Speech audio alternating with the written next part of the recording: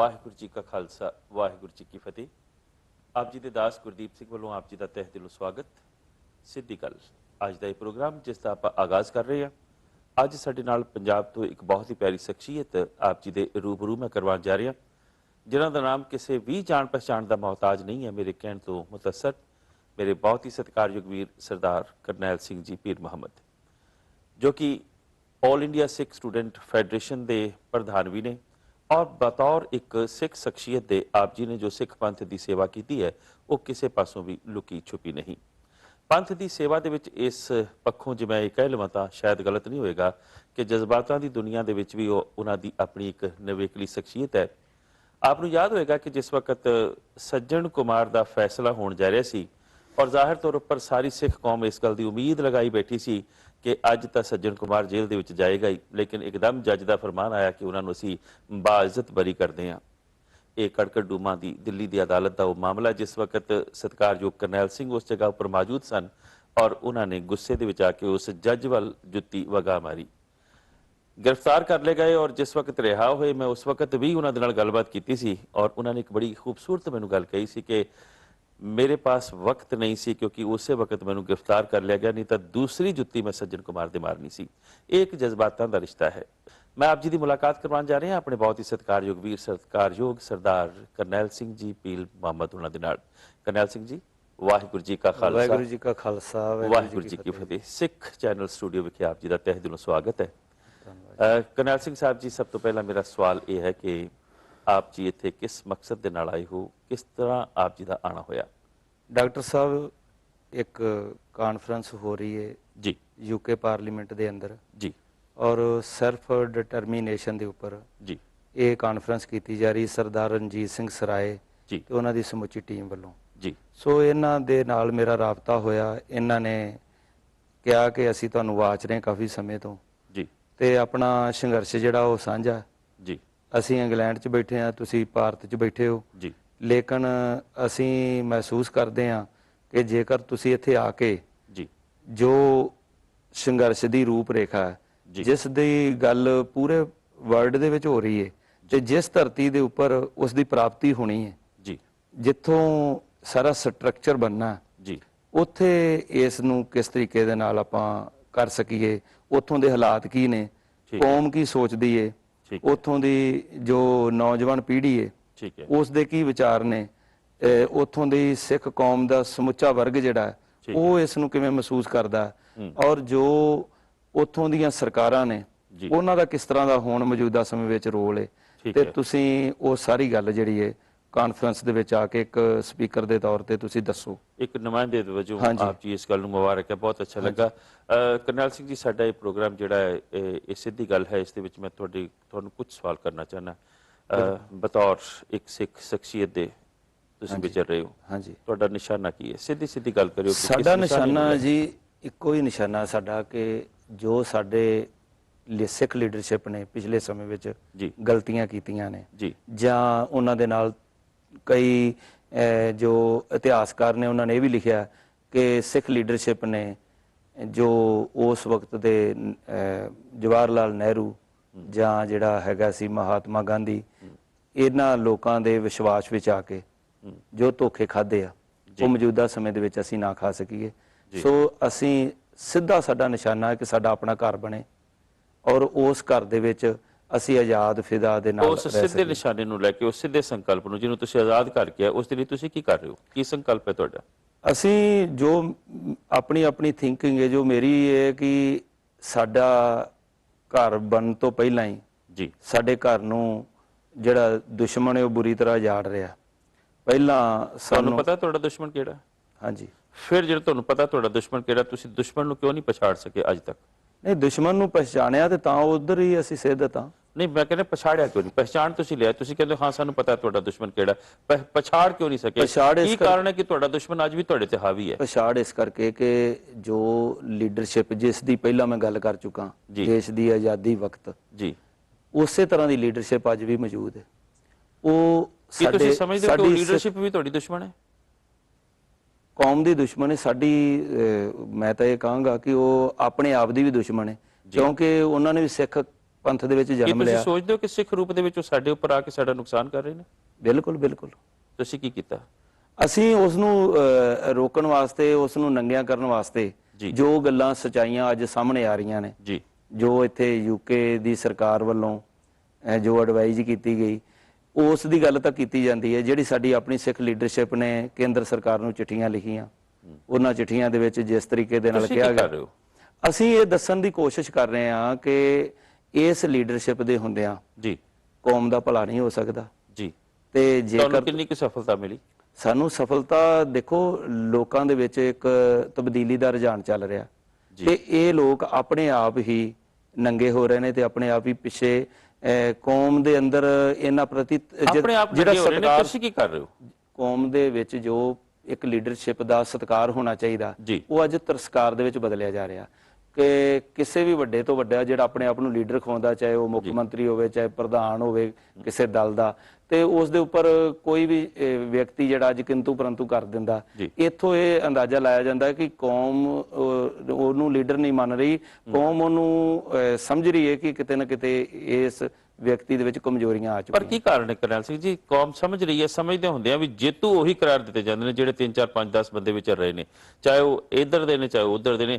ਨਾ ਤੀਸਰੀ ਧਿਰ ਕਦੀ ਕਾਮਯਾਬ ਹੋ ਸਕਦੀ ਹੈ, ਨਾ ਉਹ ਲੋਕ ਜਿਨ੍ਹਾਂ ਨੂੰ ਆਪਾਂ ਸੁਹਿਰਦ ਕਹਿੰਦੇ ਆ ਜਾਂ ਜਿਨ੍ਹਾਂ ਨੂੰ ਆਪਾਂ ਜੁਝਾਰੂ ਕਹਿੰਦੇ ਆ ਜਾਂ ਆਪਾਂ ਜਿਨ੍ਹਾਂ ਨੂੰ ਕਹਿੰਦੇ ਚਲੋ ਤੁਹਾਡੇ ਵਰਗੇ ਲੋਕ ਲੈ ਲਓ ਜਿਹੜੇ ਕਿ ਇਮਾਨਦਾਰ ਨੇ, ਜਿਨ੍ਹਾਂ ਦੀ ਪਾਕ ਸਾਫ਼ ਛਵੀ ਹੈ। ਨਹੀਂ, ਮੈਂ ਕਦੀ ਵੀ ਅੱਗੇ ਨਹੀਂ ਆਣ ਦਿੱਤਾ ਆਪਣੇ ਆਪ ਨੂੰ ਨਾ ਤਾਂ ਇਮਾਨਦਾਰ ਚਲੋ ਮੈਂ ਤੁਹਾਡੇ ਵਰਗੇ ਕਿਹਾ, ਉਹਨਾਂ ਨੂੰ ਕਦੀ ਵੀ ਅੱਗੇ ਨਹੀਂ ਆਣ ਦਿੱਤਾ ਜਾ ਰਿਹਾ, ਅੱਜ ਤੱਕ ਕਦੀ ਵੀ ਅੱਗੇ ਨਹੀਂ ਆਏ। ਦੇਖੋ ਪਤਾ ਕੀ ਹੁੰਦਾ, ਕੌਮਾਂ ਦੇ ਵਿੱਚੋਂ ਹਮੇਸ਼ਾ ਕੁਝ ਲੋਕ ਹੁੰਦੇ ਨੇ ਜਿਹੜੇ ਅੱਗੇ ਹੋ ਕੇ ਕਾਰਜ ਕਰਦੇ ਨੇ, ਉਹਨਾਂ ਨੂੰ ਕੌਮ ਸਾਥ ਦਿੰਦੀ ਏ। ਲੇਕਿਨ ਜਿਹੜਾ ਦੇਖੋ ਮੇਰੀ ਗੱਲ ਸੁਣੋ, ਜਿਹੜੇ ਗੁੰਮਰਾਹ ਕਰ ਰਹੇ ਨੇ ਕੌਮ ਤੇ ਉਹਨਾਂ ਦਾ ਸਾਥ ਦੇ ਰਹੀ ਹੈ। ਸਿੱਧੀ ਗੱਲ ਹੈ, ਜਦੋਂ ਇਲੈਕਸ਼ਨ ਲੜਦੇ ਨੇ ਵੋਟਾਂ ਉਹਨਾਂ ਨੂੰ ਚਲੀਆਂ ਜਾਂਦੀਆਂ ਨੇ, ਮੁੱਖ ਮੰਤਰੀ ਉਹੀ ਬਣਦੇ ਨੇ ਜਾਂ ਉਹ ਬਣ ਰਿਹਾ ਜਾਂ ਉਹ ਬਣ ਰਿਹਾ। ਮੈਂ ਸਿੱਧੀ ਗੱਲ ਕਰ ਰਹੀ ਹਾਂ, ਅਕਾਲੀ ਬਣ ਰਹੇ ਜਾਂ ਕਾਂਗਰਸੀ ਬਣ ਰਹੇ ਨੇ, ਜਦ ਕਿ ਦੋਨੋਂ ਹੀ ਸਾਡੇ ਮਾਪੇ। ਦੇਖੋ ਸਿਸਟਮ ਦੇ ਉੱਤੇ ਕਬਜ਼ਾ ਉਹਨਾਂ ਦਾ ਸਾਡੇ ਕੋਲ। ਤੁਸੀਂ ਕਿਹਾ ਕੌਮ ਸਮਝ ਰਹੀ ਹੈ ਤੇ ਸਿਸਟਮ ਨੂੰ ਫਿਰ ਬਦਲ ਕਿਉਂ ਨਹੀਂ ਰਹੇ ਤੁਸੀਂ? ਸਿਸਟਮ ਨੂੰ ਬਦਲਣ ਦੇ ਮੈਂ ਤਾਂ ਕਈ ਵਾਰੀ ਇਸ ਦੀ ਮੰਗ ਵੀ ਕਰ ਚੁੱਕਾ, ਅੱਜ ਫਿਰ ਇੱਕ ਵਾਰ ਗੱਲ ਕਹਿ ਦੇਣਾ ਕਿ ਇਸ ਦਾ ਸਾਰੇ ਸਿਸਟਮ ਦਾ ਹੱਲ ਸਰਬੱਤ ਖਾਲਸਾ। ਤੁਸੀਂ ਸਮਝਦੇ ਹੋ ਅੱਜ ਦੇ ਮੌਕੇ ਤੇ ਸਰਬੱਤ ਖਾਲਸਾ ਹੋਏਗਾ? ਬਹੁਤ ਜ਼ਰੂਰੀ ਹੈ। ਨਹੀਂ ਜ਼ਰੂਰੀ ਤਾਂ ਹੈ, ਪਰ ਤੁਸੀਂ ਸਮਝਦੇ ਹੋਏਗਾ? ਹੁਣ ਕਰਨਾ ਪਏਗਾ। ਇਸ ਤਰ੍ਹਾਂ ਕਰੋਗੇ, ਜਥੇਦਾਰ ਹੀ ਸੱਦੇਗਾ ਨਾ? ਨਹੀਂ, ਜਥੇਦਾਰ ਤਾਂ ਕੋਈ ਵੀ ਹੋ ਜਾਏ। ਅੱਜ ਗਿਆਨੀ ਗੁਰਬਚਨ ਸਿੰਘ ਨੇ, ਇਸ ਤੋਂ ਪਹਿਲਾਂ ਗਿਆਨੀ ਜੋਗਿੰਦਰ ਸਿੰਘ ਵਿਦਾਂਤੀ ਸੀ, ਉਸ ਤੋਂ ਪਹਿਲਾਂ ਭਾਈ ਰਣਜੀਤ ਸਿੰਘ ਸੀ। ਇੱਕ ਵਿਧਾਨ ਦੇ ਮੁਤਾਬਕ ਸਰਬੱਤ ਖਾਲਸਾ ਤਾਂ ਜਥੇਦਾਰ ਹੀ ਸੱਦੇਗਾ ਨਾ? ਜਥੇਦਾਰ ਸੱਦੇਗਾ? ਜਥੇਦਾਰ ਸਾਹਿਬ ਦੀ ਨਿਯੁਕਤੀ ਜਿਹੜੀ ਹੈ ਨਾ, ਉਹਦੇ ਢੰਗ ਤਰੀਕੇ ਬਦਲਨੇ ਪੈਣਗੇ। ਉਹ ਪੁਰਾਤਨ ਜਿਹੜਾ ਉਹ ਵੀ ਸਰਬੱਤ ਖਾਲਸਾ ਹੀ ਬਦਲੇਗਾ ਨਾ? ਹਾਂਜੀ, ਸਰਬੱਤ ਖਾਲਸਾ। ਤੇ ਸਰਬੱਤ ਖਾਲਸਾ ਹੋਏਗਾ? ਹਾਂਜੀ, ਸਰਬੱਤ ਖਾਲਸੇ ਵਾਸਤੇ ਦੇਖੋ ਜਿਹੜਾ ਆਪਣਾ ਅੱਜ ਸਿੱਖ ਮੀਡੀਆ ਹੈ, ਮੈਂ ਤਾਂ ਕਹਿੰਦਾ ਉਹਦੇ ਚ ਸਿੱਖ ਚੈਨਲ ਵੀ ਭੂਮਿਕਾ ਨਿਭਾ ਸਕਦਾ। ਤੁਸੀਂ ਇਹ ਵਿਚਾਰ ਗੋਸ਼ਟੀਆਂ ਕਰਵਾਓ, ਤੁਸੀਂ ਪ੍ਰੋਗਰਾਮ ਇਸ ਤਰ੍ਹਾਂ ਦੇ ਲਿਖੋ ਜਿਸ ਦੇ ਵਿੱਚ ਇੱਕ ਤਿਆਰੀ ਕੀਤੀ ਜਾਵੇ ਵੱਖ-ਵੱਖ ਜਥੇਬੰਦੀਆਂ ਦੇ ਨੁਮਾਇੰਦਿਆਂ ਕੋਲੋਂ। ਜਿਵੇਂ ਅੱਜ ਤੁਸੀਂ ਮੈਨੂੰ ਸਿੱਧੇ ਸਵਾਲ ਕਰ ਰਹੇ ਹੋ, ਇਵੇਂ ਉਹਨਾਂ ਲੋਕਾਂ ਨਾਲ ਵੀ ਗੱਲ ਕਰਕੇ। ਉਹ ਲੋਕ ਸਾਹਮਣੇ ਆ ਹੀ ਨਹੀਂ ਰਹੇ ਨਾ। ਵੱਡੀ ਗੱਲ ਤੇ ਇਹ ਹੈ ਕਿ ਤੁਸੀਂ ਸਾਹਮਣੇ ਆਏ ਹੋ, ਤੁਹਾਡਾ ਸਤਿਕਾਰ ਹੈ, ਪਰ ਉਹ ਲੋਕ ਸਿੱਧੇ ਕਿਸੇ ਵੀ ਸਾਡੀ ਗੱਲ ਦਾ ਜਵਾਬ ਦੇਣ ਲਈ ਤਿਆਰ ਹੀ ਨਹੀਂ, ਕਿਉਂਕਿ ਜਵਾਬ ਉਹਨਾਂ ਦੇ ਕੋਲ ਹੈ ਹੀ ਨਹੀਂ ਜਦੋਂ ਕੌਮ ਨੂੰ ਗੁੰਮਰਾਹ ਕਰ ਰਹੇ ਨੇ। ਮੇਰਾ ਪ੍ਰਸ਼ਨ ਤਾਂ ਤੁਹਾਡੇ ਨਾਲ ਇਹ ਸੀਗਾ ਕਿ ਕੀ ਆਪਾਂ ਖਾਪੀ ਪਾਈ ਜਾਵਾਂਗੇ ਜਿਸ ਸੰਕਲਪ ਨੂੰ ਲੈ ਕੇ ਤੁਸੀਂ ਚੱਲੇ ਹੋ, ਜਦੋਂ ਤੁਸੀਂ ਸਿੱਧਾ ਨਿਸ਼ਾਨਾ ਕਿਹਾ ਖਾਲਸਾ ਰਾਜ? ਕੀ ਖਾਲਸਾ ਰਾਜ ਕਦੀ ਬਣੇਗਾ ਵੀ? ਬਿਲਕੁਲ ਬਣੇਗਾ। ਬਿਲਕੁਲ। ਗੁਰੂ ਪਾਤਸ਼ਾਹ ਨੇ ਬਾਬਰ ਨੂੰ ਜਾਬਰ ਕਹਿ ਕੇ ਜਿਸ ਚੀਜ਼ ਦੀ ਨੀਂਹ ਰੱਖੀ, ਉਹ ਮਾਨਵਤਾ ਦੇ ਭਲੇ ਵਿੱਚ। ਤੇ ਜਿਹੜਾ ਇਹ ਖਾਲਸਾ ਰਾਜ ਹੈ, ਖਾਲਸਾ ਰਾਜ ਬਾਬਾ ਬੰਦਾ ਸਿੰਘ ਬਹਾਦਰ ਨੇ ਕਰਕੇ ਦੁਨੀਆ ਨੂੰ ਦਿਖਾਇਆ ਕਿ ਜ਼ੁਲਮ ਦਾ ਨਾਸ ਕਿਵੇਂ ਕੀਤਾ। ਹਾਂਜੀ, ਫਿਰ ਅੱਧਾ ਪਚੱਧਾ ਜਿਹੜਾ ਉਹਨੂੰ ਉਹ ਗੱਲਾਂ ਸਾਰੀਆਂ ਠੀਕ ਨੇ, ਮਤਲਬ ਇੱਕ ਰੋਲਾ ਗੁਚੋਲਾ ਤੁਹਾਡੀਆਂ ਆਪਣੀਆਂ ਜਥੇਬੰਦੀਆਂ ਵਿੱਚ ਹੀ ਨੇ। ਮੈਨੂੰ ਮਾਫੀ ਦਿਓ ਜੇ ਮੈਂ ਤੁਹਾਨੂੰ ਸਿੱਧੀ ਇੱਕ ਗੱਲ ਕਰਦਾ। ਚਲੋ ਇਸ ਵਾਰੀ ਦੀ ਚੋਣਾਂ ਹੋਈਆਂ ਔਰ ਚੋਣਾਂ ਤੋਂ ਪਹਿਲਾਂ ਇੱਕ ਮਾਹੌਲ ਬਣਿਆ। ਮੈਂ ਗੱਲ ਕਰਦਾ ਆਮ ਆਦਮੀ ਪਾਰਟੀ ਦੀ। ਆਮ ਆਦਮੀ ਪਾਰਟੀ ਨੇ ਪੰਜਾਬ ਦੇ ਵਿੱਚ ਪੈਰ ਪਸਾਰੇ ਔਰ ਉਸ ਵਕਤ ਇਹ ਨਾਮ ਵੀ ਆਇਆ ਕਿ ਕੁਝ ਇਮਾਨਦਾਰ ਲੋਕਾਂ ਨੂੰ ਆਮ ਆਦਮੀ ਪਾਰਟੀ ਨਾਲ ਲੈ ਕੇ ਚੱਲੇਗੀ, ਜਿਹਦੇ ਵਿੱਚ ਤੁਹਾਡਾ ਨਾਮ ਵੀ ਆਇਆ। ਹਾਂਜੀ, ਲੇਕਿਨ ਤੁਹਾਡੇ ਬਾਰੇ ਵੀ ਕਹਿ ਦਿੱਤਾ ਗਿਆ ਜੀ ਇਹ ਤਾਂ ਖਾਲਿਸਤਾਨੀ ਨੇ, ਜੇ ਤੁਸੀਂ ਇਹਨਾਂ ਦੇ ਨਾਲ ਹੱਥ ਮਿਲਾਇਆ ਤੇ ਤੁਹਾਡਾ ਵੀ ਨਾਸ ਹੋ ਜਾਏਗਾ। ਉਹ ਕਹਿਣ ਵਾਲੇ ਵੀ ਤੁਹਾਡੇ ਆਪਣੇ ਵਿੱਚੋਂ ਹੀ ਨਹੀਂ ਬੰਦੇ। ਮੈਂ ਠੀਕ ਆ ਜਾਂ ਗਲਤ? ਬਿਲਕੁਲ ਸਹੀ ਹੈ। ਫਿਰ ਤੁਸੀਂ ਕੀ ਜਵਾਬ ਦਿੰਦੇ ਹੋ? ਉਸ ਦੇ ਵਿੱਚ ਇਹ ਆ ਕਿ ਦੇਖੋ ਜਿਹੜੀ ਆਮ ਆਦਮੀ ਪਾਰਟੀ ਬਣੀ ਹੈ ਉਹ ਭ੍ਰਿਸ਼ਟਾਚਾਰ, ਅਨਪਲਾਈਮੈਂਟ, ਹੋਰ ਚੀਜ਼ਾਂ ਦੇ ਵਿਰੁੱਧ ਲੜ ਰਹੀ ਨਹੀਂ। ਮੈਂ ਇਹ ਗੱਲ ਕਰਦਾ, ਸਵਾਲ ਇਹ ਹੈ ਕਿ ਜਿਨ੍ਹਾਂ ਲੋਕਾਂ ਨੇ ਤੁਹਾਡੇ ਹੀ ਖਿਲਾਫ ਕਿਹਾ ਕਿ ਇਸ ਬੰਦੇ ਨਾਲ ਜੇ ਤੁਸੀਂ ਹੱਥ ਮਿਲਾਇਆ, ਮੈਂ ਉਹਨਾਂ ਨੂੰ ਕੀ ਕਹਿ ਸਕਦਾ ਜੀ? ਮੈਂ ਤਾਂ ਇਹ ਗੱਲ ਕਹਾਂਗਾ ਕਿ ਉਹ ਸਮੇਂ ਤੁਸੀਂ ਇੱਕ ਪਾਟੋ ਤਾਣ ਤੁਹਾਡੀ ਆਪਣੀ ਜਥੇਬੰਦੀਆਂ ਵਿੱਚ ਨੇ, ਤੁਸੀਂ ਕਿਹੜੇ ਰਾਜ ਦੀ ਗੱਲ ਕਰਦੇ ਹੋ? ਕਿਸ ਤਰ੍ਹਾਂ ਬਣਾਓਗੇ ਤੁਸੀਂ ਰਾਜ? ਕਿਸ ਤਰ੍ਹਾਂ ਸੱਦੋਗੇ ਸਰਬੱਤ ਖਾਲਸਾ? ਦੇਖੋ ਸਰਬੱਤ ਖਾਲਸਾ ਵੀ ਹੋਵੇਗਾ 29 ਜਿਹੜਾ ਆਪਣੇ ਸ਼ਾਇਦ ਮਾਰਚ 1986 ਨੂੰ 29 ਜਿਹੜਾ ਅਪ੍ਰੈਲ।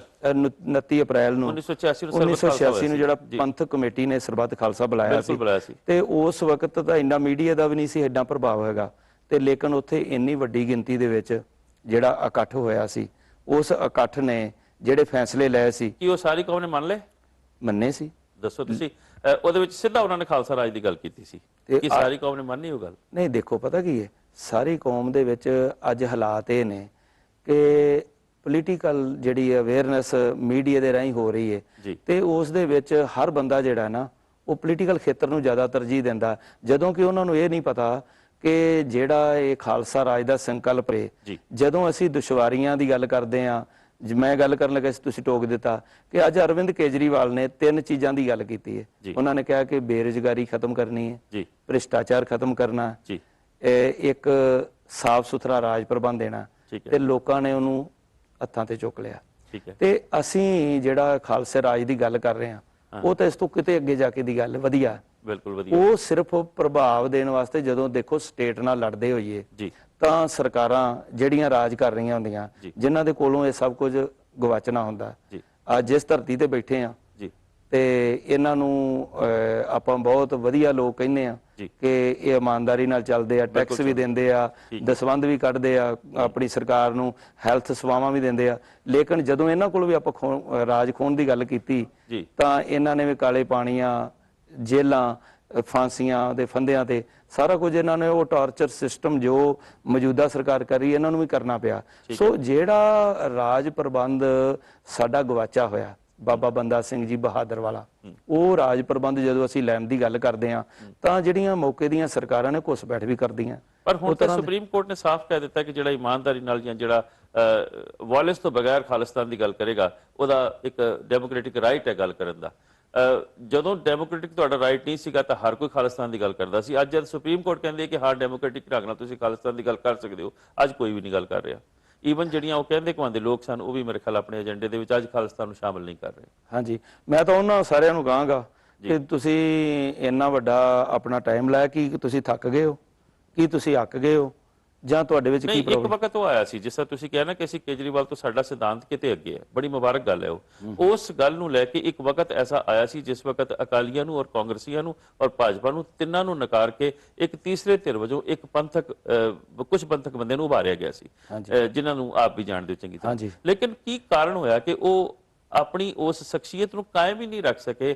ਇੱਕ ਵਕਤ ਤਾਂ ਉਹ ਕਿਸੇ ਦੀ ਜ਼ਮਾਨਤ ਜ਼ਬਤ ਕਰਾ ਦਿੰਦੇ, ਦੂਸਰੀ ਵਕਤ ਫਿਰ ਉਹਨਾਂ ਦੀ ਆਪਣੀਆਂ ਜ਼ਮਾਨਤਾਂ ਜ਼ਬਤ ਹੋਣੀ ਸ਼ੁਰੂ ਹੋ ਜਾਂਦੀਆਂ ਕਿ ਪੰਜਾਬ ਵਾਲਿਆਂ ਦੇ ਦਿਲਾਂ 'ਚ ਅਸੀਂ ਜਗ੍ਹਾ ਨਹੀਂ ਬਣਾ ਸਕੇ, ਜਾਂ ਅਸੀਂ ਪੰਜਾਬ ਵਾਲਿਆਂ ਨੂੰ ਉਹ ਦੇ ਨਹੀਂ ਸਕੇ ਜੋ ਚਾਹੁੰਦੇ ਸਨ। ਦੇਖੋ, ਤੁਸੀਂ ਉਹਨਾਂ ਦਾ ਨਾਮ ਨਹੀਂ ਲਿਆ, ਮੈਂ ਨਾਮ ਲੈ ਦੇਣਾ। ਸਰਦਾਰ ਸਿਮਰਨਜੀਤ ਸਿੰਘ ਮਾਨ, ਉਹਨਾਂ ਨਾਲ ਬੜਾ ਇਹਨਾਂ ਦਿਨਾਂ ਦੇ ਵਿੱਚ ਵਿਚਾਰ ਵਟਾਂਦਰਾ ਹੋਇਆ। ਅਸੀਂ ਉਹਨਾਂ ਨੂੰ ਸਪੋਰਟ ਵੀ ਕੀਤੀ ਹੈ, ਅਸੀਂ ਉਹਨਾਂ ਦੇ ਨਾਲ ਕੰਪੇਨ ਦੇ ਵਿੱਚ ਵੀ ਰਹੇ ਹਾਂ। ਲੇਕਿਨ ਮੈਂ ਉਹਨਾਂ ਨੂੰ ਇੱਕੋ ਗੱਲ ਕਹੀ ਸੀ ਕਿ ਮਾਨ ਸਾਹਿਬ, ਕਿ ਸਾਡੀ ਕੌਮ ਦੇ ਵਿੱਚ ਕੋਈ ਘਾਟ ਨਹੀਂ, ਸਾਡੇ ਆਪਣੇ ਵਿੱਚ ਘਾਟ ਆਈ ਹੈ। ਕੌਮ ਜਿਹੜੀ ਹੈ ਸਾਨੂੰ ਅੱਜ ਵੀ ਹੱਥਾਂ ਤੇ ਚੁੱਕਣ ਲਈ ਤਿਆਰ ਹੈ, ਲੇਕਿਨ ਸਾਨੂੰ ਉਹਨਾਂ ਕੋਲ ਜਾਣਾ ਪਵੇਗਾ। ਉਹਨਾਂ ਸ਼ਹੀਦ ਪਰਿਵਾਰਾਂ ਨੂੰ ਜਿਨ੍ਹਾਂ ਨੇ ਸ਼ਹਾਦਤ ਦਾ ਜਾਮ ਪੀਤਾ, ਪਰਿਵਾਰ ਦੇ ਜੀਆਂ ਨੇ, ਉਹਨਾਂ ਦੀ ਸਾਰ ਲੈਣੀ ਪਵੇਗੀ। ਔਰ ਜਿਹੜੇ ਜੇਲ੍ਹਾਂ ਦੇ ਵਿੱਚ ਬੰਦ ਨੇ, ਉਹਨਾਂ ਦੀ ਰਿਹਾਈ ਵਾਸਤੇ ਸਾਨੂੰ ਕੰਮ ਕਰਨਾ ਪਵੇਗਾ। ਔਰ ਜਿਹੜੇ ਸਾਡਾ ਯੂਥ ਜਿਹੜਾ ਅੱਜ ਭਟਕਦਾ ਹੋਇਆ ਆਪਣੇ ਰੁਜ਼ਗਾਰ ਦੇ ਪ੍ਰਬੰਧ ਲਈ ਇੱਧਰ ਉੱਧਰ ਘੁੰਮ ਰਿਹਾ, ਉਹਨਾਂ ਪ੍ਰਤੀ ਸਾਨੂੰ ਕੋਈ ਆਪਣੀ ਨੀਤੀ ਦੇਣੀ ਪਵੇਗੀ। ਉਹ ਇਸ ਗੱਲ ਲਈ ਰਾਜੀ ਹੋਏ। ਉਹਨਾਂ ਨੇ ਕਿਹਾ ਕਿ ਆਪਾਂ ਇਹਦੇ ਤੇ ਵਿਚਾਰ ਕਰਕੇ ਤੇ ਆਪਾਂ ਨੂੰ ਆਪਣੀਆਂ ਨੀਤੀਆਂ ਦੇ ਵਿੱਚ, ਜਿਵੇਂ ਤੁਸੀਂ ਕਹਿ ਰਹੇ ਹੋ ਕਿ ਆਪਾਂ ਨੂੰ ਤਬਦੀਲੀ ਕਰਨੀ ਚਾਹੀਦੀ ਹੈ, ਤੇ ਉਹ ਇਸ ਗੱਲ ਵਾਸਤੇ ਰਾਜੀ ਹੋਏ ਨੇ। ਸੋ ਜਿਹੜਾ ਮੈਂ ਸਮਝਣਾ ਕਿ ਆਉਣ ਵਾਲਾ ਸਮਾਂ ਹੈ, ਉਸ ਦੇ ਵਿੱਚ ਸਾਨੂੰ ਦੇਖੋ ਇੱਕ ਸਾਡੇ ਸਾਹਮਣੇ ਜੀ ਆਉਣ ਵਾਲੇ ਸਮੇਂ ਲਈ ਤੁਸੀਂ ਕਿੰਨਾ ਕੁ ਇੰਤਜ਼ਾਰ ਕਰੋਗੇ? ਕਿਹੜਾ ਸਮਾਂ ਆਉਣ ਵਾਲਾ ਹੈ? ਕਿਸ ਸਮੇਂ ਦੇ ਆਉਣ ਦੀ ਤੁਸੀਂ ਗੱਲ ਕਰਦੇ ਹੋ? ਇਹੀ ਗੱਲ ਤਾਂ ਆਪਾਂ ਕਰਦੇ ਜ਼ਿੰਦਗੀ ਬਿਤਾ ਚੁੱਕੇ ਆ। ਪਤਾ ਕੀ ਆਫਟਰ ਉਹ ਸਮਾਂ ਕਦੋਂ ਆਣਾ? ਦੇਖੋ ਪਤਾ ਕੀ, ਇੰਨੇ ਕਾਲੇ ਵੀ ਜਿਹੜਾ ਤੁਸੀਂ ਦੂਸਰੇ ਦੇਖੋ ਵਰਲਡ ਵਾਈਡ ਬੜਾ ਬੜਾ ਸਮਾਂ ਕੌਮਾਂ ਨੂੰ ਲੜਨਾ ਪੈਂਦਾ। ਠੀਕ ਹੈ ਨਾ ਜੀ। ਤੇ ਇਸ ਦੇ ਵਿੱਚ ਸਾਨੂੰ ਲੜਾਈ ਦੇ ਵਿੱਚ ਨਿਰਾਸ਼ ਨਹੀਂ ਹੋਣਾ ਚਾਹੀਦਾ। ਸਾਨੂੰ ਆਪਣੀਆਂ ਨੀਤੀਆਂ ਦੇ ਦਿਨ ਤੁਹਾਡੀ ਪੋਜੀਸ਼ਨ ਵਰਸ ਹੁੰਦੀ ਜਾ ਰਹੀ ਹੈ ਨਾ, ਬਜਾਏ ਮੰਜ਼ਿਲ ਨੇੜੇ ਆਂਦੇ ਦੂਰ ਹੁੰਦੀ ਜਾ ਰਹੀ ਹੈ। ਇੱਕ ਪਾਸੇ ਤੁਹਾਨੂੰ ਸਿਆਸੀ ਤੌਰ ਤੇ ਮਾਰਿਆ ਜਾ ਰਿਹਾ, ਦੂਸਰੇ ਪਾਸੇ ਮੈਨੂੰ ਮਾਫੀ ਦਿਓ ਜੇ ਪੰਜਾਬ ਦੇ ਵਿੱਚ ਡਰੱਗ ਦਾ ਜਿਹੜਾ ਛੇਵਾਂ ਦਰਿਆ, ਨਸ਼ਿਆਂ ਦਾ ਵਹਾ ਕੇ ਤੁਹਾਡੀ ਨੌਜਵਾਨ ਪਨੀਰੀ ਨੂੰ ਇੱਕਦਮ ਤੁਹਾਡੇ ਤੋਂ ਧਰਮ ਦੀ ਟਰੈਕ ਤੋਂ ਤੁਹਾਨੂੰ ਵੈਸੇ ਉਤਾਰਿਆ ਜਾ ਰਿਹਾ, ਨਸ਼ਿਆਂ ਵਿੱਚ ਵੈਸੇ ਗੁਲਜ ਕੀਤਾ ਜਾ ਰਿਹਾ। ਤੁਸੀਂ 4 6 5 7 ਬੰਦੇ ਜਿਹੜੇ ਸੁਹਿਰਦ ਹੋ ਕੇ ਆਵਾਜ਼ ਜ਼ਰੂਰ ਬੁਲੰਦ ਕਰ ਰਹੇ ਹੋ, ਪਰ ਤੁਹਾਡੀ ਆਵਾਜ਼ ਕਿੱਥੋਂ ਤੱਕ ਬੁਲੰਦ ਹੋਏਗੀ ਕਿਸ ਤਰ੍ਹਾਂ ਮੈਨੂੰ ਮਤਲਬ ਥੋੜਾ ਜਿਹਾ ਤੁਸੀਂ ਦੱਸੋ ਉਹਦਾ ਕਿ ਕਿਸ ਤਰ੍ਹਾਂ ਆਪਾਂ ਨੂੰ ਮੰਜ਼ਿਲ ਨੂੰ ਆਪਾਂ ਨੇੜੇ ਕਰ ਸਕਦੇ ਹਾਂ, ਕੀ ਤੁਹਾਡੇ ਕੋਲ ਤਰੀਕਾ ਹੈ, ਕੀ ਤੁਹਾਡੇ ਕੋਲ ਵਿਧਾਨ ਹੈ? ਦੇਖੋ ਖਤਰਾ ਉਹਨਾਂ ਲੋਕਾਂ ਕੋਲ ਹੁੰਦਾ, ਹਾਂਜੀ ਜਿਵੇਂ ਹੁਣ ਉਦਾਹਰਨ ਦੇ ਤੌਰ ਤੇ ਜਿਹੜਾ ਸੋਨਾ ਜੀ, ਉਹ ਗਲੀਆਂ ਬਾਜ਼ਾਰਾਂ ਦੇ ਵਿੱਚ ਨਹੀਂ ਰੱਖਿਆ ਜਾਂਦਾ, ਠੀਕ ਹੈ, ਉਹਨਾਂ ਨੂੰ ਸੰਦੂਕੜੀ ਦੇ ਵਿੱਚ ਜਾਂ ਕਿਤੇ ਸੰਭਾਲ ਕੇ ਰੱਖਿਆ ਸੇਫ ਜਗ੍ਹਾ ਤੇ ਰੱਖਿਆ ਸੇਫ ਜਗ੍ਹਾ ਤੇ। ਜੀ ਬਿਲਕੁਲ ਇਸ ਤਰ੍ਹਾਂ ਜਿਹੜੀ ਸਿੱਖ ਕੌਮ ਹੈ, ਜੀ ਇਹਦਾ ਜਿਹੜਾ ਨਿਆਰਾ ਪਾਣੇ, ਇਹਦੀ ਜਿਹੜੀ ਅਡਰੀ ਹੈਸੀਅਤ ਹੈ, ਜੀ ਜਿਹੜਾ ਇਹਦਾ ਮੂਲ ਸਿਧਾਂਤ ਹੈ, ਜੀ ਉਹ ਦੁਨੀਆ ਨੂੰ ਅਗਵਾਈ ਦੇਣ ਵਾਲਾ। ਠੀਕ ਹੈ ਤੇ ਅੱਜ ਜੇ ਇਸ ਦੇ ਵਿੱਚ ਸਾਨੂੰ ਸਾਰਿਆਂ ਨੂੰ ਜਿਹੜੀ ਹਉਮੈ ਹੰਕਾਰ ਹਾਂਜੀ ਉਸ ਨੂੰ ਪਾਸੇ ਰੱਖ ਕੇ ਪਰ ਉਹ ਨਹੀਂ ਪਾਸੇ ਆਪਣੀਆਂ ਹੋਣੀ ਨਾ, ਕਮਜ਼ੋਰੀਆਂ ਉਹ ਨਹੀਂ ਪਾਸੇ ਹੋਣੀ। ਮੈਂ ਤੁਹਾਨੂੰ ਇੱਕ ਸੁਝਾਅ ਦਿਆਂਗਾ, ਤੁਸੀਂ ਮੈਨੂੰ ਇੱਕ ਸੁਝਾਅ ਦਿਓਗੇ, ਦੂਸਰੇ ਦਿਨ ਕੀ ਹੋਏਗਾ ਮੈਂ ਤੁਹਾਨੂੰ ਆਰਐਸਐਸ ਦਾ ਕਹਾਂਗਾ, ਤੁਸੀਂ ਮੈਨੂੰ ਕਾਂਗਰਸੀ ਕਹੋਗੇ। ਇਹ ਦੋਸ਼ ਪ੍ਰਤੀ ਤੁਸੀਂ ਦੱਸੋ, ਜੇ ਇਹ ਦੋਸ਼ ਪ੍ਰਤੀ ਦੋਸ਼ ਤੁਹਾਡੇ ਵਿੱਚ ਨਹੀਂ ਹੈ ਤਾਂ ਮੈਨੂੰ ਤੁਸੀਂ ਦੱਸੋ ਇਹ ਕਦੋਂ ਤੱਕ ਚੱਲੇਗਾ ਸਿਸਟਮ? ਇੱਕ ਸਕਿੰਟ ਨਹੀਂ ਲਗਾਉਂਦੇ ਅਸੀਂ ਇੱਕ ਨੂੰ ਭੰਡਣ ਲੱਗਿਆ।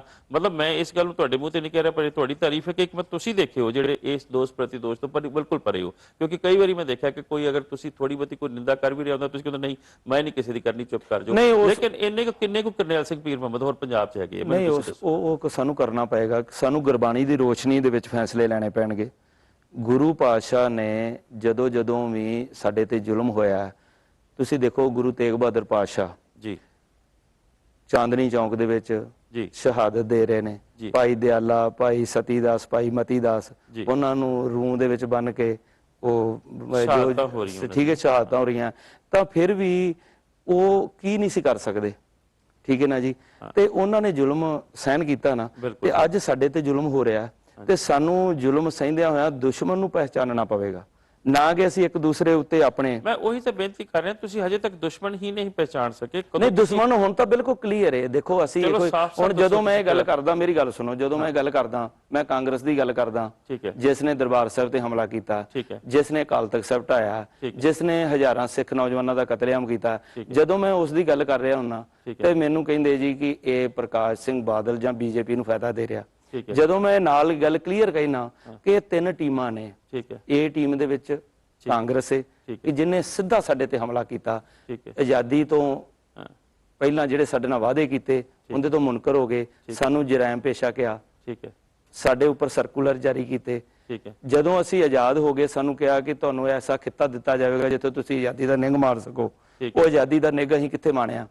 ਉਸ ਦਿਨ ਤੋਂ ਲੈ ਕੇ ਅੱਜ ਤੱਕ ਡਿਸਕ੍ਰਿਮੀਨੇਸ਼ਨ। ਤੁਸੀਂ ਉਸ ਏ ਬੀ ਟੀਮ ਦੇ ਸੀ ਟੀਮ ਦੇ ਨਾਲ ਤੁਸੀਂ ਉਸ ਗੱਲ ਨੂੰ ਸਮਝਦੇ ਹੋ? ਮੈਂ ਗੱਲ ਸੁਣੋ, ਇਹ ਟੀਮ ਦੇ ਵਿੱਚ ਮੈਂ ਕਾਂਗਰਸ ਨੂੰ ਸਮਝਣਾ, ਬੀਜੇਪੀ 'ਚ ਜਿਹੜੀ ਜਨ ਸੰਘ ਹੈ ਜਾਂ ਉਹਨੂੰ ਆਰਐਸਐਸ ਕਹਿ ਲਓ, ਸ਼ਿਵ ਸੈਨਾ ਕਹਿ ਲਓ, ਜਾਂ ਜਿਹੜੇ ਵੀ ਇਹ ਲੋਕ ਨੇ ਜਿਹੜੇ ਫਿਰਕੂ ਫਸਾਦ ਕੱਲਾ ਸਾਡੇ ਨਾਲ ਨਹੀਂ ਕਰਦੇ।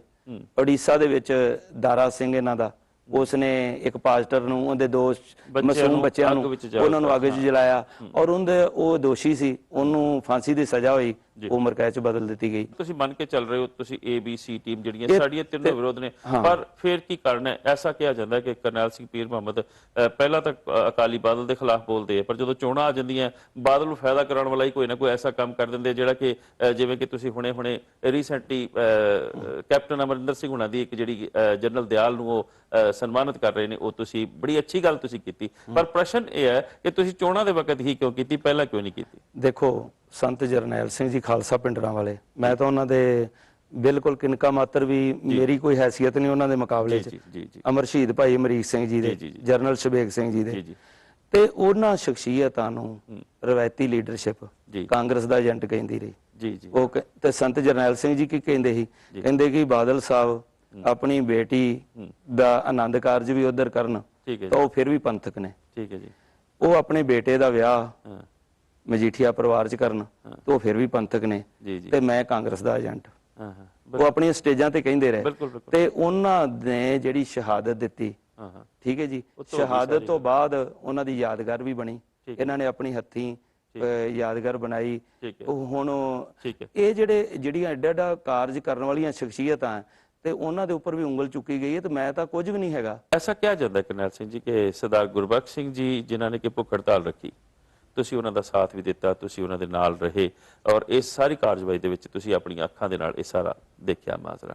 ਪਰ ਐਸਾ ਕਿਹਾ ਜਾਂਦਾ ਕਿ ਜੇ ਉਹਨਾਂ ਦੀ ਭੁੱਖ ਹੜਤਾਲ ਦੀ ਗੱਲ ਆਈ ਸੀ ਆਖਰ ਦੇ ਉੱਤੇ ਤੋੜਨ ਦੀ, ਤਾਂ ਉਹਦੇ ਵਿੱਚ ਕਰਨੈਲ ਸਿੰਘ ਪੀਰ ਮੁਹੰਮਦ ਦਾ ਵੀ ਕੁਝ ਮਤਲਬ ਸੀਗਾ ਕਿ ਇਹ ਭੁੱਖ ਹੜਤਾਲ ਖਤਮ ਕਰ ਲੈਣ। ਕੀ ਐਸੀ ਕੋਈ ਗੱਲ ਹੈ? ਦੇਖੋ, ਗੁਰਬਖਸ਼ ਸਿੰਘ ਖਾਲਸਾ ਨੇ ਭੁੱਖ ਹੜਤਾਲ ਰੱਖੀ, 14 ਦਿਨ ਮੈਂ ਵੀ ਉੱਥੇ ਨਹੀਂ ਗਿਆ, ਠੀਕ ਹੈ, ਕਿਉਂਕਿ ਪਤਾ ਹੀ ਨਹੀਂ ਸੀ ਕਿਸੇ ਨੂੰ ਕਿ ਉਸ ਤੋਂ ਬਾਅਦ ਪਤਾ ਲੱਗਾ। ਠੀਕ ਹੈ ਜੀ। ਜਿਵੇਂ ਜਿਵੇਂ ਮੀਡੀਆ ਦੇ ਵਿੱਚ ਕੋਈ ਗੱਲ ਆ ਰਹੀ, ਸਿੱਖ ਚੈਨਲ YouTube ਦੇ ਉੱਪਰ ਚੱਲਿਆ, Facebook ਦੇ ਉੱਪਰ ਚੱਲਿਆ, ਸੋਸ਼ਲ ਨੈਟਵਰਕ ਸਰਗਰਮ ਹੋਇਆ। 14ਵੇਂ ਦਿਨ ਮੈਂ ਉੱਥੇ ਗਿਆ। ਠੀਕ ਹੈ। ਉੱਥੇ ਜਦੋਂ ਮੈਂ ਚਲਾ ਗਿਆ, ਜਾ ਕੇ ਮੀਡੀਆ ਨੂੰ ਬੁਲਾਇਆ, ਗੱਲਬਾਤ ਕੀਤੀ।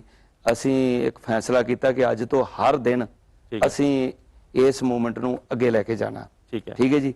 ਫਿਰ 14 ਦਿਨ ਤੋਂ ਬਾਅਦ ਲਗਾਤਾਰ ਉੱਥੇ ਮੈਂ ਬੈਠਾ, ਹੋਰ ਵੀ ਸ਼ਖਸੀਅਤਾਂ ਉੱਥੇ ਆਉਂਦੀਆਂ ਰਹੀਆਂ, ਬੜੇ ਗਾਇਕ ਆਉਂਦੇ ਰਹੇ ਤੇ ਮੇਰੀ ਇਹ ਕੋਸ਼ਿਸ਼ ਸੀ ਕਿ ਸਾਡੀ ਜਿਹੜੀ ਕਾਮਯਾਬੀ ਹੈ ਉਹ ਬੜੀ ਨੇੜੇ ਪਹੁੰਚ ਰਹੀ ਹੈ ਤੇ ਅਸੀਂ ਉਸ ਕਾਮਯਾਬੀ ਦੇ ਵਿੱਚ ਹੁਣ ਸਾਨੂੰ ਇਹਨਾਂ ਤੋਂ ਪਿੱਛੇ ਨਹੀਂ ਹਟਣਾ ਚਾਹੀਦਾ, ਕਿਉਂਕਿ ਉਸ ਨੇ ਇੱਕ ਵਧੀਆ ਦ੍ਰਿੜਤਾ ਵਾਲਾ ਫੈਸਲਾ ਲਿਆ, ਸਾਨੂੰ ਨਾਲ ਖਲੋਣਾ ਚਾਹੀਦਾ। ਲੇਕਿਨ ਜਿਹੜੇ ਬੰਦੇ, ਜਿਹੜੀ ਉਹਨਾਂ ਨੇ ਕਮੇਟੀ ਬਣਾਈ ਸੀ, ਉਹ ਵੀ ਆਖਰੀ ਸਮੇਂ ਦੇ ਵਿੱਚ ਇੱਧਰ ਉੱਧਰ ਹੋ ਗਈ। ਠੀਕ ਹੈ ਜੀ। ਤੁਸੀਂ ਦੇਖੋ, ਤੁਹਾਡਾ ਸਿੱਖ ਚੈਨਲ ਉਸ ਨੂੰ ਤੁਹਾਡਾ ਨਹੀਂ, ਸਾਡਾ ਵੀ ਸਾਰੀ ਕੌਮ ਦਾ, ਕਿ ਉਹ ਉਹਦੀ ਕਵਰੇਜ ਕਰਦਾ ਰਿਹਾ, ਸਾਰੇ ਚੈਨਲ ਕਰਦੇ ਰਹੇ। ਤਾਂ ਉੱਥੇ ਮੈਂ ਆਪਣਾ ਨੈਤਿਕ ਫਰਜ਼ ਸਮਝਿਆ ਕਿ ਗੁਰਬਖਸ਼ ਸਿੰਘ ਖਾਲਸਾ ਦੇ ਨਾਲ ਜਦੋਂ ਤੱਕ ਉਹ ਜੂਝ ਰਿਹਾ, ਉਸ ਦੇ ਨਾਲ ਖੜਨਾ। ਤੇ ਮੈਂ ਉਹਨੇ ਫੈਸਲਾ ਕੀਤਾ, ਅਸੀਂ ਉਹਨਾਂ ਨੂੰ ਰੋਕਿਆ ਵੀ, ਪੁੱਛ ਲਿਓ ਅੱਜ ਵੀ ਕਿ ਆਪਾਂ ਦਰਬਾਰ ਸਾਹਿਬ, ਉਹ ਕਹਿੰਦੇ ਜੀ ਮੈਂ ਦਰਸ਼ਨ ਕਰਨਾ, ਮੈਨੂੰ ਇੰਜ ਲੱਗ ਰਿਹਾ ਕਿ ਮੇਰਾ ਅੰਤਮ ਸਮਾਂ ਨੇੜੇ ਆ ਰਿਹਾ, ਮੈਂ ਵਸੀਅਤ ਦੇ ਚੁੱਕਾ ਤੇ ਮੇਰਾ ਸਰੀਰ ਮੈਨੂੰ ਇਜਾਜ਼ਤ ਨਹੀਂ ਦਿੰਦਾ, ਮੈਨੂੰ ਤੁਸੀਂ ਹਰਿਮੰਦਰ ਸਾਹਿਬ ਲੈ ਕੇ ਚੱਲੋ। ਮੈਂ ਤਾਂ ਨਹੀਂ ਲੈ ਕੇ ਗਿਆ, ਉਹ ਆਪ ਗਏ ਨੇ। ਉੱਥੇ ਗਏ, ਉੱਥੇ ਹਾਂਜੀ, ਉੱਥੇ ਉਹਨਾਂ ਨੇ ਅਖੰਡ ਪਾਠ ਸਾਹਿਬ ਜਿਹੜਾ ਭੋਗ ਪਿਆ, ਅਕਾਲ ਤਖਤ ਸਾਹਿਬ ਜੋ ਪਿੱਛੇ ਭਾਈ ਗੁਰਬਖਸ਼ ਸਿੰਘ ਖਾਲਸਾ ਜਿਹੜੇ ਸ਼ਹੀਦ ਨੇ, ਦਮਦਮੀ ਟਕਸਾਲ ਦੇ ਬਾਬਾ ਜੀ, ਉੱਥੇ ਬਕਾਇਦਾ ਭੋਗ ਪਿਆ। ਭੋਗ ਤੋਂ ਬਾਅਦ ਉਹ ਆਪਣੇ ਕਮਰੇ 'ਚ ਆਏ, ਉਹਨਾਂ ਦੇ ਕੋਲ ਬਾਕੀ ਲੋਕ ਵੀ ਸਨ, ਮੈਂ ਵੀ ਸਾਂ, ਉਹਨਾਂ ਦਾ ਪਰਿਵਾਰ ਵੀ ਸੀ, ਕੌਮ ਦੇਖ ਰਹੀ ਸੀ। ਮੀਡੀਆ ਦੇ ਵਿੱਚ ਲਗਾਤਾਰ ਪਲ ਪਲ ਦੀ ਖਬਰ ਆ ਰਹੀ ਸੀ। ਤੇ ਦੇਖੋ, ਜੇ ਬੰਦਾ ਆਪ ਫੈਸਲਾ ਆਪਣਾ ਲੈਣ ਲਈ ਤਿਆਰ ਹੈ, ਠੀਕ ਹੈ ਜੀ, ਔਰ ਉਹਦੇ ਵਿੱਚੋਂ ਮਿਨੀਮਮ ਸਾਨੂੰ ਜਿਹੜੇ 3 ਸਿੰਘਾਂ ਦੀ ਪਰੌਲ ਤੇ ਰਿਹਾਈ ਦੀ ਗੱਲ ਹੋ ਰਹੀ ਹੈ, ਕਿ ਅਸੀਂ ਬੰਦੇ ਨੂੰ ਮਰਵਾ ਕੇ ਹੀ ਸਾਨੂੰ ਸ਼ਾਂਤੀ ਆਉਣੀ ਚਾਹੀਦੀ ਸੀ। ਬਿਲਕੁਲ ਠੀਕ ਹੈ, ਤੁਸੀਂ ਜੋ ਸਟੈਪ ਲਿਆ, ਚਲੋ ਅਸੀਂ ਉਸ ਬੰਦੇ ਨੇ, ਹੁਣ ਮੇਰੀ ਗੱਲ ਸੁਣੋ, ਅੱਜ ਵੀ ਤਿਆਰ ਨੇ। ਦੂਸਰੀ ਗੱਲ ਇਹ ਹੈ ਨਾ, ਉਹਨਾਂ ਨੂੰ ਪੈਰੋਲ ਦੇ ਉੱਤੇ ਛੱਡਣ ਤੋਂ ਬਾਅਦ ਉਹ ਫੇਰ ਅੱਜ ਜੇਲ੍ਹਾਂ ਦੇ ਵਿੱਚ ਨੇ। ਔਰ ਸਾਡੀ ਗੱਲ ਹੋਈ, ਤੁਸੀਂ ਮੈਨੂੰ ਇਹ ਦੱਸੋ, ਜਦੋਂ ਭਾਈ ਸਾਹਿਬ ਜੀ, ਡਾਕਟਰ ਸਾਹਿਬ, ਜਦੋਂ ਅੱਜ ਤੋਂ 20 ਸਾਲ ਪਹਿਲਾਂ ਜੀ ਕਿਸੇ ਨੇ ਇਹ ਉਪਰਾਲਾ ਨਹੀਂ ਕੀਤਾ, ਗੁਰਬਖਸ਼ ਸਿੰਘ ਨੇ ਉਪਰਾਲਾ ਤਾਂ ਕੀਤਾ ਨਾ। ਤੁਸੀਂ ਮੈਨੂੰ ਦੱਸੋ ਕਿ 3 ਸਿੰਘ ਜਿਹੜੇ ਆ, ਕੁਰਬਾਨੀ ਦੀ ਕੀ ਕੀਮਤ ਹੋਈ? ਸਿੰਘ ਤਾਂ ਫੇਰ ਜੇਲ੍ਹਾਂ ਦੇ ਵਿੱਚ, ਜੇ 25-10 ਦਿਨ ਲਈ ਤੁਸੀਂ ਬਾਹਰ ਕਢਾਏ ਵੀ, ਤਾਂ ਮਤਲਬ ਕੀ ਫਾਇਦਾ ਕੀ ਹੋਇਆ ਉਹਦਾ? ਦੇਖੋ, ਇੱਕ ਅਵੇਅਰਨੈਸ ਤਾਂ ਆਈ ਨਾ ਕੌਮ ਦੇ ਵਿੱਚ, ਸਾਨੂੰ ਇਹ, ਮੇਰੀ ਗੱਲ ਸੁਣੋ। ਪਰ ਅੱਜ ਸਾਰੇ ਉਸ ਮਸਲੇ ਤੇ ਬਿਲਕੁਲ ਹੀ ਚੁੱਪ, ਕਿਉਂ ਨਹੀਂ ਚੁੱਪ? ਮੇਰੀ ਗੱਲ ਸੁਣੋ, ਅਸੀਂ ਤਾਂ ਨਾਲ, ਅਸੀਂ ਲੱਗੇ ਹਾਂ, ਖੜੇ ਹਾਂ, ਅੱਜ ਵੀ ਖੜੇ ਹਾਂ। ਕੀ ਉਹ ਰਿਲੀਜ਼ ਹੋਣਗੇ, ਰਿਹਾ ਹੋਣਗੇ? ਉਹਦੇ ਵਾਸਤੇ ਗੁਰਬਖਸ਼ ਸਿੰਘ ਜੀ ਨੇ ਕਿਹਾ ਸੀ ਕਿ ਜੇ ਉਹ ਰਿਹਾ ਦੁਬਾਰਾ ਨਾ ਹੋਏ ਤੇ ਮੈਂ ਦੁਬਾਰਾ ਭੁੱਖਣ। ਮੇਰੀ ਗੱਲ ਸੁਣੋ, ਜਿਸ ਦਿਨ ਇੱਧਰ ਇੰਗਲੈਂਡ ਵੱਲ ਆਏ ਆ ਜੀ, ਮੇਰੀ ਭਾਈ ਗੁਰਬਖਸ਼ ਸਿੰਘ ਖਾਲਸਾ ਨਾਲ ਫਤਿਹਗੜ੍ਹ ਸਾਹਿਬ ਜੀ ਮੀਟਿੰਗ ਹੋਈ। ਉਹ ਉੱਥੇ ਉਹਨਾਂ ਨੂੰ ਮੈਂ ਕਿਹਾ ਜੀ ਹੁਣ ਕੀ ਪ੍ਰੋਗਰਾਮ ਹੈ? ਉਹ ਕਹਿੰਦੇ ਜੀ ਕਿ ਮੈਂ ਦੁਬਾਰਾ ਫਿਰ ਬੈਠਣਾ। ਮੈਂ ਕਿਹਾ ਕਿ ਆਪਾਂ ਪਹਿਲਾਂ ਕੌਮ ਦੇ ਨਾਲ ਸਲਾਹ ਕਰਕੇ, ਜਥੇਦਾਰਾਂ ਨੇ ਜਿਨ੍ਹਾਂ ਨੇ ਆਪਣੇ ਨਾਲ ਵਾਅਦੇ ਕੀਤੇ ਆ, ਸਾਰਿਆਂ ਨਾਲ ਗੱਲਬਾਤ ਕਰਕੇ ਤੇ ਆਪਾਂ ਨੂੰ ਇਹ ਫੈਸਲਾ ਅੱਗੇ ਲੈਣਾ ਚਾਹੀਦਾ ਤੇ ਜਦੋਜਹਿਦ ਕਰਨੀ ਚਾਹੀਦੀ। ਸੋ ਜਾ ਕੇ ਅਸੀਂ ਇਹਦੇ ਤੇ ਨਿਰਣਾ ਕਰਕੇ ਤੇ ਸਿੰਘਾਂ ਦੀ ਰਿਹਾਈ ਤੱਕ, ਕੱਲੇ 3 ਜਾਂ 4 ਸਿੰਘਾਂ ਦੀ ਗੱਲ ਨਹੀਂ, ਜੇਲ੍ਹ ਦੇ ਵਿੱਚ ਜਿੰਨੇ ਵੀ ਸਿੰਘ ਬੈਠੇ ਨੇ ਜੀ, ਪ੍ਰੋਫੈਸਰ ਦਵਿੰਦਰਪਾਲ ਸਿੰਘ ਭੁੱਲਰ ਦੀ ਜਦੋਂ ਹੁਣ ਫਾਂਸੀ ਦਾ ਫੈਸਲਾ ਟਲ ਗਿਆ ਤਾਂ ਉਹ ਆਪਣੀ ਉਮਰ ਕੈਦ ਪੂਰੀ ਕੱਟ ਚੁੱਕੇ ਨੇ, ਉਹਨਾਂ ਨੂੰ ਕਿਉਂ ਹੁਣ ਜੇਲ੍ਹ 'ਚ ਬਿਠਾਇਆ ਗਿਆ? ਔਰ ਸੁਪਰੀਮ ਕੋਰਟ, ਸੈਂਟਰ ਸਰਕਾਰ, ਦਿੱਲੀ ਸਰਕਾਰ ਸਭ ਮੰਨ ਚੁੱਕੀਆਂ ਨੇ ਕਿ ਉਹਨਾਂ ਨੂੰ ਮਾਨਸਿਕ ਤੌਰ ਤੇ ਪਰੇਸ਼ਾਨ ਕੀਤਾ ਗਿਆ, ਤਾਂ ਉਹਨਾਂ ਦੀ ਮਾਨਸਿਕ ਦਿਸ਼ਾ ਜਿਹੜੀ ਹੈ ਉਹ ਅੱਜ ਠੀਕ ਨਹੀਂ। ਜੀ ਐਸਾ ਕਿਹਾ ਜਾਂਦਾ ਕਿ ਇਹ ਜਿਹੜਾ ਯੁੱਗ ਹੈ, ਯੁੱਗ ਹੁਣ ਸ਼ਸਤਰ ਦੀ ਲੜਾਈ ਤੋਂ ਜ਼ਿਆਦਾ ਸੋਚ ਦੀ ਲੜਾਈ ਦਾ ਹੈ। ਬਿਲਕੁਲ, ਤੁਸੀਂ ਸੋਚ ਦੀ ਲੜਾਈ ਲੜ ਰਹੇ ਹੋ, ਇਹਦੇ ਵਿੱਚ ਕੋਈ ਸ਼ੱਕ ਨਹੀਂ। ਮੈਂ ਦੇਖੋ ਇਸ ਗੱਲ ਨੂੰ, ਤੁਸੀਂ ਇਸ ਸੋਚ ਦੀ ਲੜਾਈ ਦੇ ਵਿੱਚ ਕਿੰਨਾ ਕੁ ਸਮਝਦੇ ਹੋ ਕਿ ਕਿੰਨਾ ਕੁ ਤੁਸੀਂ ਸਫਲ ਹੋਏ ਹੋ? ਇਹ ਮੇਰਾ ਆਖਰੀ ਸਵਾਲ ਹੈ। ਇਸ ਤੋਂ ਬਾਅਦ ਮੈਂ ਚਾਹਾਂਗਾ ਕਿ ਤੁਸੀਂ ਸਿੱਖ ਚੈਨਲ ਦੇ ਵਿਊਅਰਸ ਨੂੰ ਆਪਣੇ ਵੱਲੋਂ ਕੀ ਪੈਗਾਮ ਦਿਓਗੇ? ਉਸ ਤੋਂ ਬਾਅਦ ਅਸੀਂ ਤੁਹਾਡਾ, ਮੈਂ ਤਾਂ ਇਹ ਗੱਲ ਹੈ ਕਿ ਮੈਂ ਨਿਰਾਸ਼ ਨਹੀਂ ਜੀ, ਮੈਂ ਹਤਾਸ਼ ਨਹੀਂ ਜੀ। ਮੈਂ ਕਹਿਣਾ ਕਿ ਸਾਡੀ ਕੌਮ ਦੀ ਜੋ ਲੜਾਈ ਗੁਰੂ ਪਾਤਸ਼ਾਹ ਨੇ ਜੀ ਸਾਨੂੰ ਲੜਨ ਲਈ ਹੁਕਮ ਕੀਤਾ ਤੇ ਬਾਬਾ ਬੰਦਾ ਸਿੰਘ ਬਹਾਦਰ ਨੇ ਨੰਦੇੜ ਦੀ ਧਰਤੀ ਤੋਂ ਆ ਕੇ ਸਮਾਣਾ ਔਰ ਜੋ ਆਪਣੇ ਫਤਿਹਗੜ੍ਹ ਸਾਹਿਬ ਦੀ ਸਰਹੰਦ ਦੀ, ਉਹ ਇੱਟ ਨਾਲ ਇੱਟ ਖੜਕਾ ਕੇ ਜ਼ੁਲਮੀ ਰਾਜ ਦਾ ਜਿਹੜਾ ਅੰਤ ਕੀਤਾ, ਉਸ ਪ੍ਰਤੀ ਸਾਨੂੰ ਸਮਰਪਿਤ ਹੋਣਾ ਚਾਹੀਦਾ।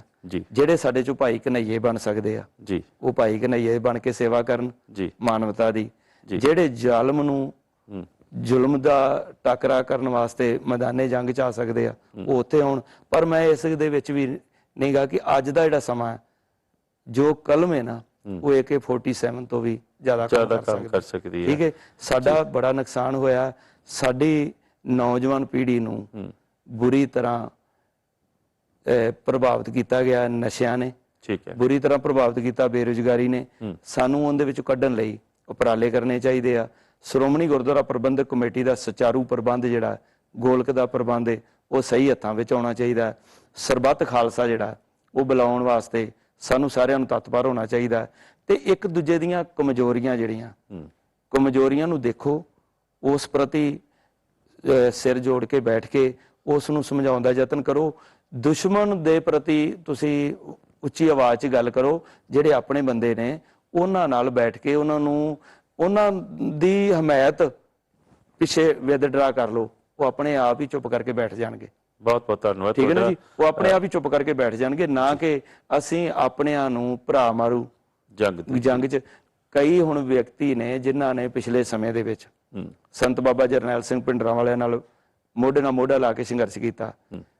ਅੱਜ ਦੇ ਸਮੇਂ ਦੇ ਵਿੱਚ ਉਦੋਂ ਉਹ ਕਹਿੰਦੇ ਸੀ ਕਿ ਅਸੀਂ ਕੌਮ ਦਾ ਘਰ ਬਣਾਉਣਾ ਜੀ, ਠੀਕ ਹੈ ਜੀ।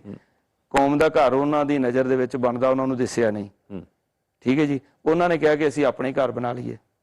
ਕੁਝ ਇਸ ਤਰ੍ਹਾਂ ਦੇ ਵੀ ਹੈਗੇ ਨੇ, ਠੀਕ ਹੈ ਜੀ, ਇਸ ਤਰ੍ਹਾਂ ਦੇ ਜ਼ਿਆਦਾ ਨੇ। ਮੇਰੀ ਗੱਲ ਸੁਣੋ, ਹੁਣ ਉਹਨਾਂ ਨੂੰ ਆਪਾਂ ਗਦਾਰਾਂ ਦਾ ਕਹੀ ਜਾਈਏ ਜਾਂ ਉਹਨਾਂ ਨੂੰ ਇਸ ਤਰ੍ਹਾਂ ਕਰੀ ਜਾਈਏ, ਉਹ ਮੈਂ ਕਹਿੰਦਾ ਕਿ ਉਹਦਾ ਕੀ ਮਤਲਬ ਹੈ। ਪਰ ਅਸੀਂ ਇੱਕ ਗੱਲ ਤੇ ਹੈ ਨਾ ਕਰਨੈਲ ਸਿੰਘ ਜੀ ਕਿ ਆਪਾਂ ਗਦਾਰਾਂ ਨੂੰ ਪਛਾੜਨਾ ਤੇ ਹੈ ਨਾ। ਆਫਟਰ ਗਦਾਰ ਜੇ ਪੈਦਾ ਹੁੰਦੇ ਰਹਿਣਗੇ ਉਹ ਵੀ ਕੌਮ 'ਚ ਵੜ ਕੇ ਕੌਮ ਦਾ ਨੁਕਸਾਨ ਹੀ ਕਰਦੇ ਰਹਿਣਗੇ ਨਾ। ਜੇ ਤੁਸੀਂ ਉਹਨਾਂ ਨੂੰ ਪਹਿਚਾਣ ਲੈਂਦੇ ਹੋ ਤੇ ਜੇ ਉਹ ਨਹੀਂ ਸਮਝਦੇ ਤਾਂ ਆਫਟਰ ਉਹਨਾਂ ਦਾ ਕੋਈ ਤਾਂ ਇਲਾਜ ਆਪਾਂ ਨੂੰ ਕਰਨਾ ਹੀ ਪਵੇਗਾ। ਉਸ ਦੇ ਵਿੱਚ ਮੀਡੀਆ ਦੀ ਬੜੀ ਭੂਮਿਕਾ ਜੀ। ਅੱਜ ਦਾ ਜਿਹੜਾ ਯੁੱਗ ਹੈ ਨਾ, ਦੁਨੀਆ ਦੇ 7 ਪਰਦੇ ਪਾੜ ਕੇ ਜੀ ਅਸਲੀਅਤ ਸਾਹਮਣੇ ਲੈ ਆਉਂਦਾ, ਠੀਕ ਹੈ ਜੀ।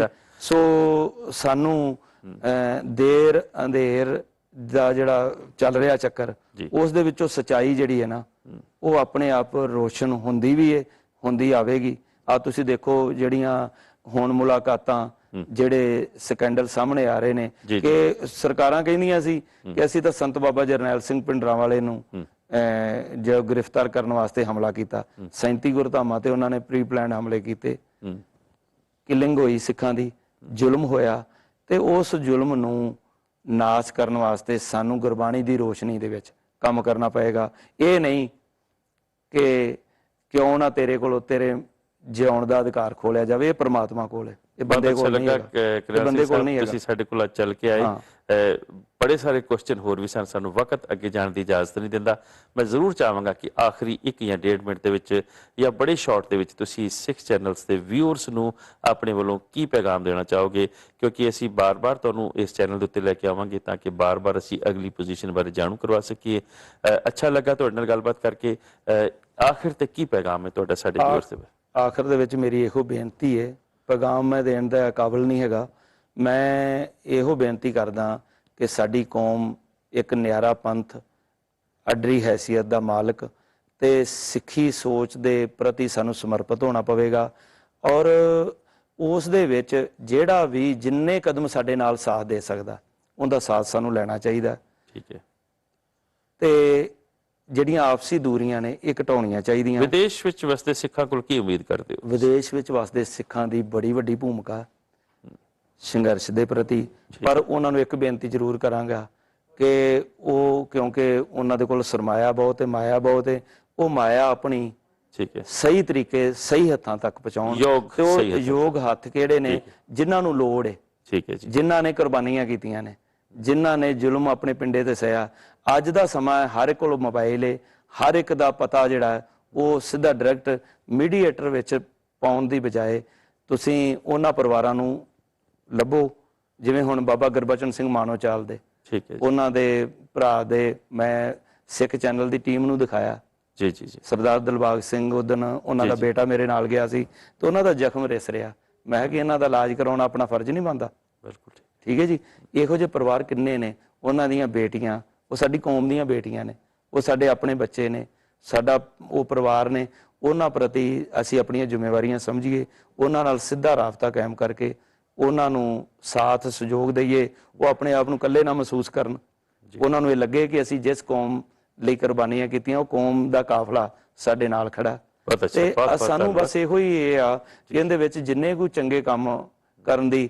ਤੇ ਮੈਂ ਤਾਂ ਇੱਕ ਨਚੀਜ਼ ਹਾਂ, ਜਿੰਨੀ ਗੁਰੂ ਪਾਤਸ਼ਾਹ, ਮੈਂ ਅਰਦਾਸ ਇਹੋ ਹੀ ਕਰਦਾ ਕਿ ਗੁਰੂ ਪਾਤਸ਼ਾਹ ਮੱਤ ਤੇ ਬੁੱਧ ਬਖਸ਼ੋ ਤੇ ਭ੍ਰਿਸ਼ਟ ਬੁੱਧੀ ਤੋਂ ਬਚਾਓ, ਤੇ ਜੇਕਰ ਕੋਈ ਇਹੋ ਜਿਹੀਆਂ ਕਮੀਆਂ ਨੇ ਤੇ ਉਹਨਾਂ ਨੂੰ ਕੌਮ ਨਾ ਚਿਤਾਰੇ। ਜਿੰਨਾ ਕੁ ਮੈਂ ਚੰਗਾ ਕਰਨ ਦੀ ਕੋਸ਼ਿਸ਼ ਕਰਦਾ ਤੇ ਉਹਦੇ ਪ੍ਰਤੀ ਕੰਨ ਖਿੱਚ ਕੇ ਆਪਾਂ ਨੂੰ ਸੇਵਾ ਦੇ ਵਿੱਚ ਜਿੰਨਾ ਕੁ ਯੋਗਦਾਨ ਦੇਣਾ ਚਾਹੁੰਦੇ ਆ ਉਹ ਆਪਾਂ ਯੋਗਦਾਨ ਪਾਉਣਾ, ਤੇ ਉਹਦੇ ਵਿੱਚ ਉਹ ਵੀ ਮੈਨੂੰ ਸਾਥ ਦੇਣ ਤਾਂ ਕਿ ਮੇਰਾ ਵੀ ਹੌਸਲਾ ਬੁਲੰਦ ਰਹੇ। ਬਹੁਤ ਅੱਛਾ ਲੱਗਾ ਇਹ ਸਰ ਸਤਿਕਾਰਯੋਗ ਕਰਨੈਲ ਸਿੰਘ ਜੀ ਪੀਰ ਮੁਹੰਮਦ ਸਾਹਿਬ, ਪ੍ਰੈਜ਼ੀਡੈਂਟ ਆਲ ਇੰਡੀਆ ਸਿੱਖ ਸਟੂਡੈਂਟ ਫੈਡਰੇਸ਼ਨ, ਜਿਹੜੇ ਕਿ ਸਿੱਖ ਚੈਨਲ ਸਟੂਡੀਓ ਵਿਖੇ ਤਸ਼ਰੀਫ ਲੈ ਆਏ। ਉਹਨਾਂ ਦਾ ਤਹਿ ਦਿਲੋਂ ਸਵਾਗਤ ਵੀ ਹੈ ਔਰ ਉਹਨਾਂ ਦਾ ਧੰਨਵਾਦ ਵੀ ਹੈ। ਉਹਨਾਂ ਨੇ ਅੱਜ ਦੇ ਇਸ ਸਿੱਧੀ ਗੱਲ ਦੇ ਸਵਾਲਾਂ ਜਵਾਬਾਂ ਦੇ ਵਿੱਚ ਸਾਡੇ ਸਵਾਲਾਂ ਦੇ ਜਵਾਬ ਦਿੱਤੇ। ਬਹੁਤ ਅੱਛਾ ਲੱਗਾ। ਆਪ ਜੀ ਨੂੰ ਇਹ ਪ੍ਰੋਗਰਾਮ ਕਿਵੇਂ ਦਾ ਲੱਗਾ, ਆਪ ਜਰੂਰ ਸਾਨੂੰ ਇਸ ਦਾ ਫੀਡਬੈਕ ਦਿਓ ਜੀ। ਤੁਹਾਡੀ ਫੀਡਬੈਕ ਦਾ ਹਮੇਸ਼ਾ ਸਾਨੂੰ ਇੰਤਜ਼ਾਰ ਰਹਿੰਦਾ ਹੈ। ਅਗਲੇ ਹਫਤੇ ਇੱਕ ਹੋਰ ਗੈਸਟ ਦੇ ਨਾਲ ਸਿੱਧੀ ਗੱਲ ਦੇ ਵਿੱਚ ਮੈਂ ਆਪ ਜੀ ਦਾ ਦਾਸ ਆਪ ਜੀ ਦੇ ਚਰਨ ਪਰਸਾਂਗਾ। ਉਦੋਂ ਤੱਕ ਆਪਣੇ ਦਾਸ ਨੂੰ ਅੱਜ ਹੀ ਵਿਦਾ ਦੇਣੀ ਔਰ ਇਹੋ ਹੀ ਕਹਿਣਾ ਜੀ ਮੈਂ ਕਿ ਆਪ ਦੇਖਦੇ ਰਹਿਣਾ ਜੀ ਸਿੱਖ ਚੈਨਲ। ਵਾਹਿਗੁਰੂ ਜੀ ਕਾ ਖਾਲਸਾ, ਵਾਹਿਗੁਰੂ ਜੀ ਕੀ ਫਤਿਹ ਜੀ।